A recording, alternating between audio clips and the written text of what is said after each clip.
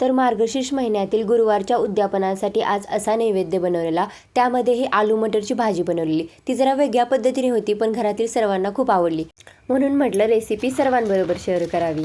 तर यासाठी 2 ते 3 कांदे बारीक चिरून घ्यायचे चॉपरच्या साह्याने. त्यानंतर मिक्सरच्या भांड्यामध्ये 2 ते 3 हिरव्या मिरच्या, आलं लसूण, तसेच 2 ते 3 टोमॅटो, एक बारीक चिरलेला कांदा आणि भरपूर सारी कोथिंबीर हे सर्व एकदम बारीक करून घ्यायचं. त्याची छानपैकी प्युरी तयार करून घ्यायची.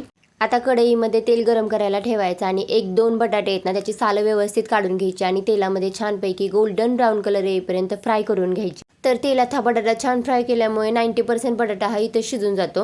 आता हा बटाटा काढून घ्यायचा आणि याच तेलामध्ये मोहरी चांगली तडतडू द्यायची. त्याच्यानंतर जिऱ्याची फोडणी द्यायची. तसेच तमालपत्र, 2 लवंगा आणि 1 दालचिनीचा तुकडा छानपैकी फ्राय करून घ्यायचा.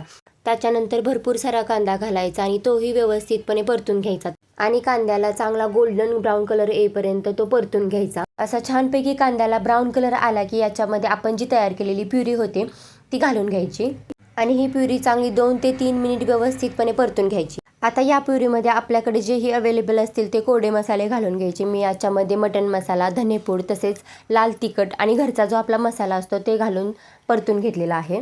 तर हा मसाला जेवढा चांगला तेल सुटेपर्यंत आपण परततो ना, तेवढी त्याची टेस्ट छान लागते. आता ग्रेव्हीला छान तेल सुटलं की त्याच्यामध्ये कोमट पाणी ओतायचं. त्यानंतर यामध्ये वाटाणा टाकून 10-15 मिनिट हा वाटाणा चांगला शिजून घ्यायचा.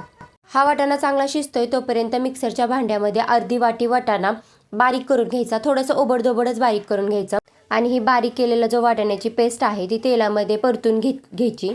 तर या पेस्टमुळे भाजीला थोडासा घट्टपणा येतो आणि भाजी टेस्टलाही छान लागते. तोपर्यंत आपला वाटाणाही चांगला शिजलेला आहे. याच्यामध्ये जो बटाटा फ्राय करून घेतलेला आहे तो ॲड करायचा. तसेच आत्ता केलेली वाटाण्याची पेस्ट तीही टाकून घ्यायची आणि ही ग्रेव्ही 10 मिनिट चांगली शिजून द्यायची. हे बघा, छानपैकी आपल्या भाजीला तेल सुटलेलं आहे. अशा प्रकारे आपली आलू मटरची भाजी रेडी आहे. खूप छान लागते ही भाजी टेस्टला.